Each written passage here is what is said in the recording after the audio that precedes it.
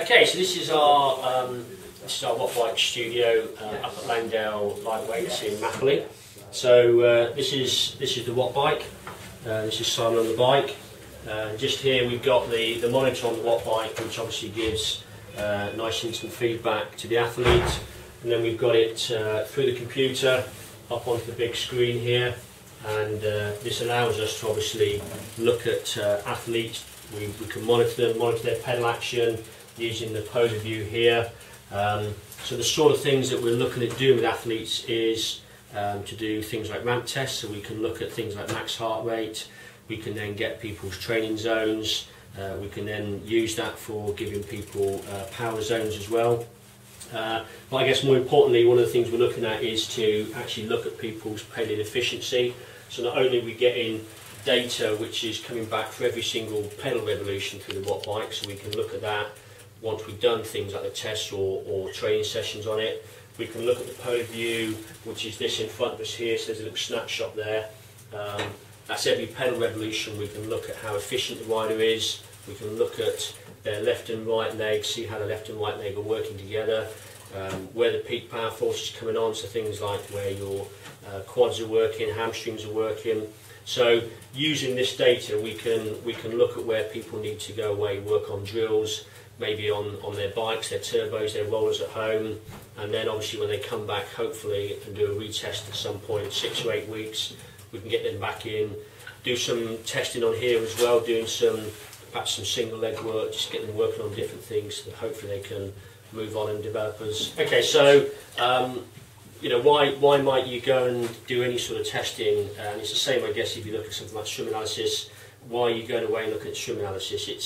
It's allowing you to have some data and some feedback on your individual swim technique in that case, but in this case it's your bike technique. So if you're looking at improving, it's not just about becoming stronger. Maybe that what you're actually looking at doing is to become more efficient as a cyclist. So one of the things that this can really do is to look at where you're perhaps weak on a bike. So again, using the polar view, we can look at that.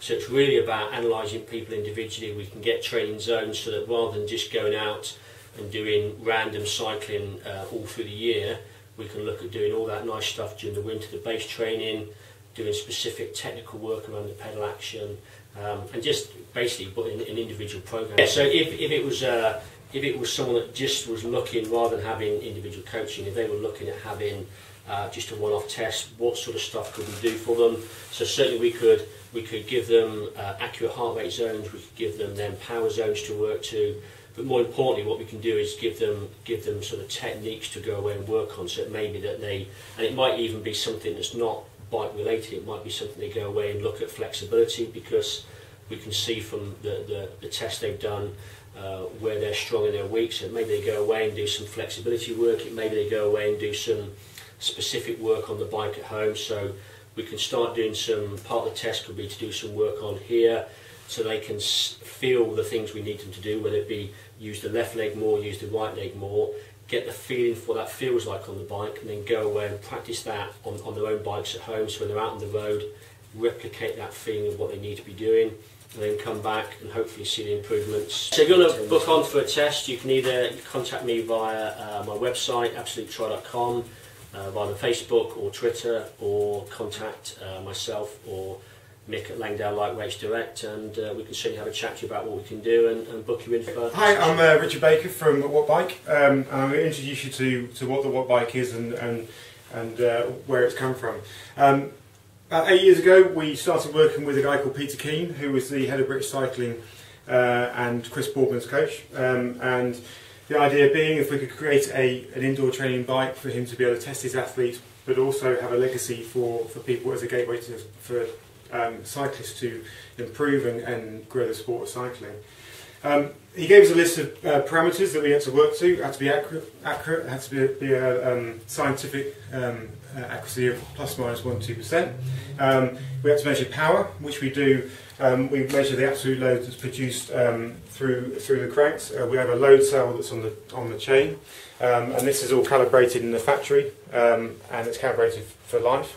We also have a 4-point measuring point on the cranks, which actually allow us to look at the polar view so we can look at the efficiency of the rider when they're pedalling, which is actually one of the hardest things to do. The load cell and measuring the power is very simple to get. Actually, the activation and looking through this was groundbreaking.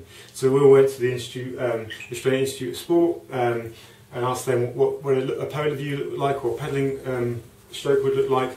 Everyone would say, well, pedalling circles, it look like a circle. Well, we know that now that that's not the case because of the imbalances in the leg, and so we can look at a rider becoming more efficient. So before we start actually looking at different loads to produce, by becoming more efficient, we can go faster for the same physiological output.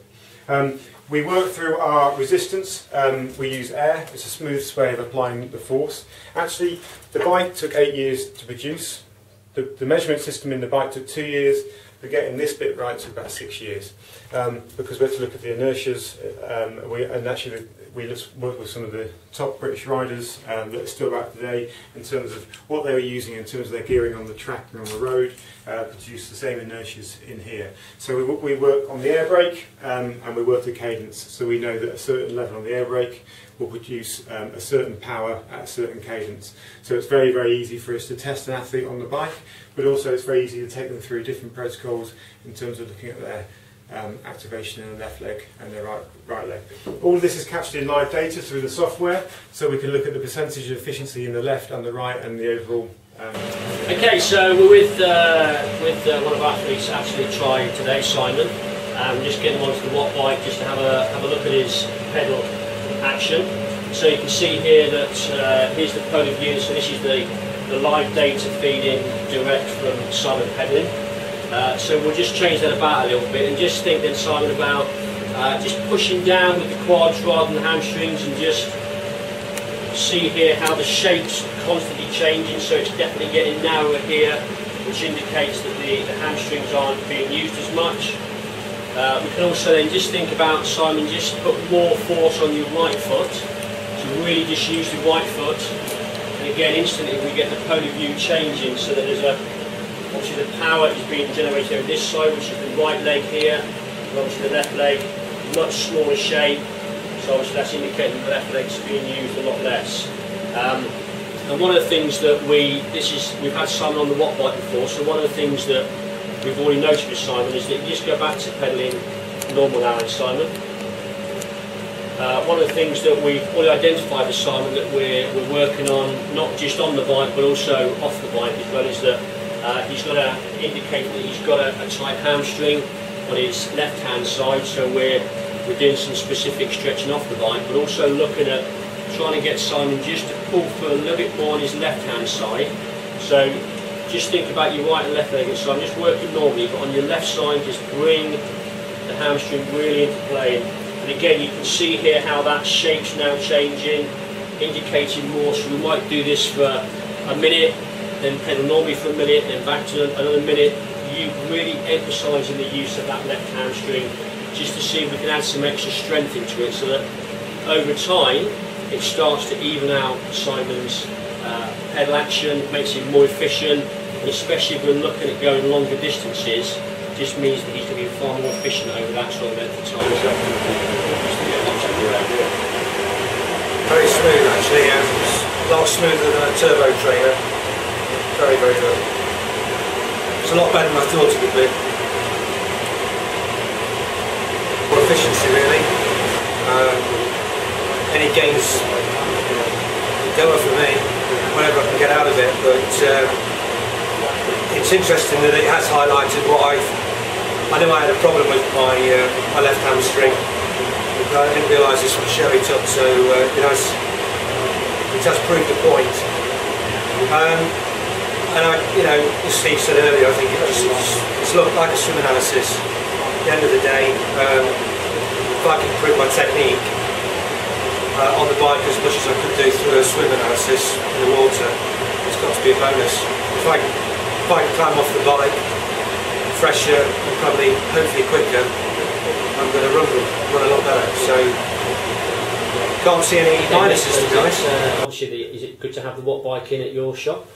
Yeah, absolutely great, Steve. Runs along great. We've been bike fitting for many years now. To actually get riders in and do fitness analysis with them and give them another service, another string to our bow, it's great. You know, I've done one of these, and hopefully, you know, we'll see some improvement on me. It's brilliant, really good.